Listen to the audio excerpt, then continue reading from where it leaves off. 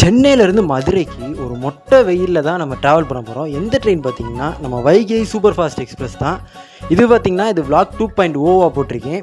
நம்ம ட்ரெயினும் பார்த்தீங்கன்னா 1:40க்கு தாம்பரத்துக்கு வந்துருச்சு. நான் தாம்பரத்துலேருந்து தான் போர்ட் பண்ணுறேன். நம்ம கோச்சு பார்த்தீங்கன்னா D11 கிடச்சிருக்கு. உள்ளே ஏறி உட்காந்தாச்சு. பஸ் டைப் சீட் தான், பிரச்சனை இல்லை. ஆனால் ஒரே ஒரு பிரச்சனை, நடுவில் கிடச்சிருச்சு நம்மளுக்கு சீட்டு. அதாவது ஆப்போசிட் இருக்கும் பார்த்தீங்களா, அந்த சீட்டு கிடச்சிருச்சு. சென்னையிலேருந்து மத்தியானம் 1:15க்கு கிளம்பி மதுரைக்கு 8:30க்கு போகிற ட்ரெயின்னா நம்ம வைகை எக்ஸ்பிரஸ் தான். ஆனால் 8:30க்கெலாம் போகாது, 8:30க்கு முன்னாடியே போயிடும். ஒரு 8:10 8 மணிக்கெலாம் போயிடும் சில நேரம். ஸோ கிடச்சிருச்சே அப்படின்னு சொல்லி ஃபீல் பண்ணல. ஏன்னா விண்டோ சீட் தான் கிடச்சிருக்கு, அதனால் பிரச்சனை இல்லை. இதுலேயும் பார்த்தீங்கன்னா நம்மளுக்கு வச்சு சாப்பிட்ற மாதிரி டேபிள் இருக்குது. என்ன ஒன்று இல்லைன்னா நம்மளுக்கு ஃபுட் ரெஸ்ட் வந்து இது கிடையாது, கால் நீட்டிக்கிற மாதிரி தான் இருக்கும்.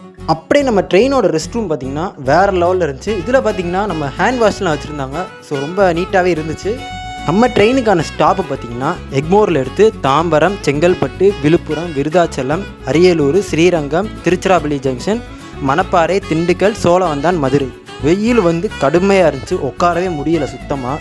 நான் போய் வெளியில் போய் நின்றுக்கிட்டேன் கொஞ்ச நேரம் உள்ளே உட்காந்துக்கிட்டேன். கரெக்டாக 8:05க்குலாம் நம்ம மதுரை ஜங்ஷன் ரீச் பண்ணிட்டோம். 8:30 தான் ஆக்சுவல் டைமு, பட் ஃபார்வர்டாக 8:05க்கே நம்ம வந்துட்டோம். நீங்கள் யாரும் வைகை எக்ஸ்பிரஸில் ட்ராவல் பண்ணிங்கன்னா மறக்காமல் கமெண்ட் பண்ணுங்கள். அதே மாதிரி அடுத்து என்ன ட்ராவல் பண்ணலாம் அப்படின்றதையும் மறக்காமல் கமெண்ட் பண்ணுங்கள்.